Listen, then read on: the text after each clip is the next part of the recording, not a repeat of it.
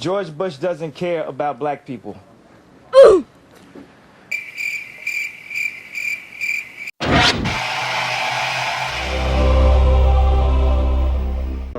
Yo, what up? It's your boy Black with Black TV. We'll give you reviews and hip-hop news. And today, we finally gonna be doing a retro review on the album. It turns 11 years old today.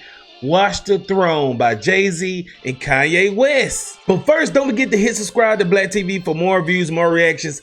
Hit that like button, and in the comment section below, tell me your favorite Jay-Z and Kanye West song off Watch the Throne. Is it Ham? Is it Illest Motherfucker Alive? Put that in the comment section below and let me know. But just like I said before, Watch the Throne turns 11 years old today. Man, that really makes me kind of feel kind of old. And I remember just like it was yesterday when this album came out. At the time, I was a real big Jay-Z and Kanye West fan. I mean, I still am today. Jay-Z and Kanye released Watch the Throne, debuted at #1 on the US Billboard on 200, selling 436,000 copies in the first week, and broke the iTunes first week sales record. It also earned 4 Grammys from the 7 nominations and went 5 times platinum.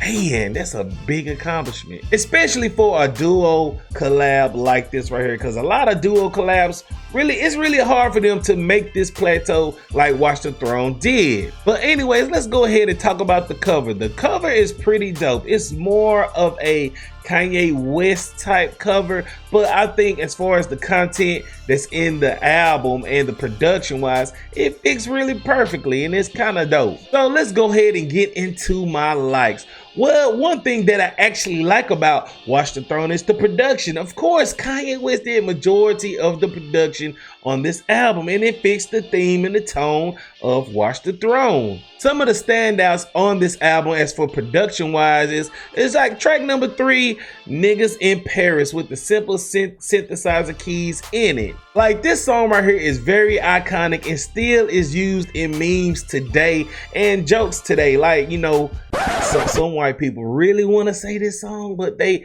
say they really can't say it, if you know what I mean. Huh? And of course, Kanye West sampling in it, like on track 4, Otis was sampling Otis Redding, and especially in the music video, they actually wreck a Maybach just for the music video. I mean, that's how rich these guys are. They actually bought a Maybach, transformed it, and just wrecked it and driving around with some white girls in the back. Other production standouts is Beyonce exactly on track 2, Lift Off. Well, I mean, I'm very skeptical of a Beyonce, Jay-Z, Kanye West collab, but this mixture on track 2, Lift Off, sounds pretty good. She actually did great on her vocals on the hook. And who am I kidding? We talking about Beyonce. This is Beyonce we talking about. I mean, Frank Ocean was on 2 tracks here and there, but he was kind of mad. I mean, we'll get to that later on in the video. Then one thing that I really like about Watch the Throne is this album actually sounds like these two actually had fun making this album. You can hear by the lyrics and the tone of them on the album on certain songs. Just like, for example, track 9, Who Gon' Stop Me? Kanye West said, "Niggas talking, they bitch made. Ixnay off my dick say, that's pig Latin. Itch bay, who gon' stop me?" When I first heard that, I was like, what? But yeah, it's a lot of tracks on here where Kanye West say some wild stuff, but of course, it's Kanye. But my favorite track on this album is track 14, Ham.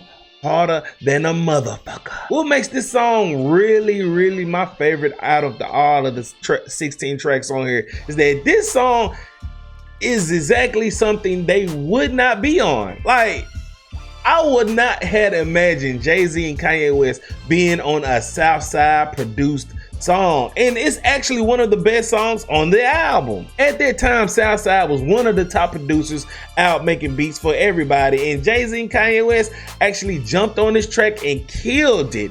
and it's still relevant today in hip hop. But of course, it's some stuff on this album that I really didn't like. I mean, it's a couple of here's and there's. Like for example, Kanye West had some feature productions on this album, just like on track 8, Welcome to the Jungle with Swiss Beats. Swiss Beats, I do not like his style of production. That's just me personally. It was more of like a Jay-Z type feel, and Kanye West really wasn't on it. And I could tell that this was something Jay-Z wanted to put on the album just cause he was just feeling the beat. And track 6, New Day with RZA on the production. It's like another one of those Jay-Z type songs, and it's like I didn't like the whoever was harmonizing and singing on the hook, whatever, but that production could have been left off the album. But let me get off the feature productions. Like some tracks on here was a little bit too Kanye, if you understand what I mean by that. Just like for example, track 7, That's My Bitch. Kanye with the drum patterns on there, it sounded like something straight out of a jungle. Photo. No. Hi. Okay. Like, I don't know. Like, you know, a certain Kanye West song you don't like is usually because the production and the instrumental has too much going on.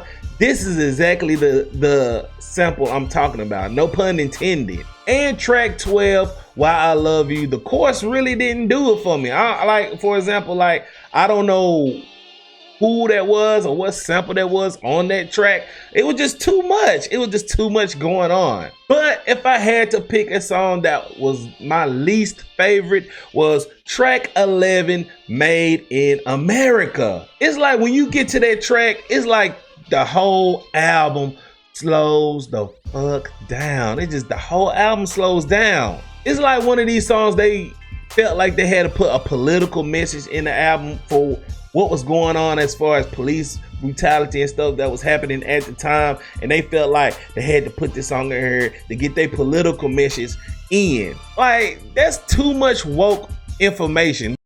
I beg your pardon. I beg your pardon. Let's just make some good music. I understand this album came out 11 years at the time, but that could have been just left off the album. But overall, this is a classic album. I'm not gonna say a classic as far as a rap critic per se, but I'm gonna give this album an 8 out of 10 because it has a lot of classic songs on this album.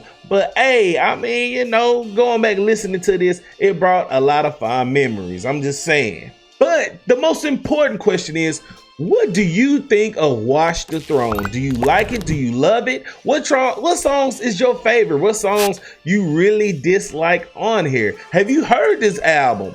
Leave it in the comment section below, and then to hit that like button, add me on all my social media platforms, and until next time, I holla. Next time on Black TV.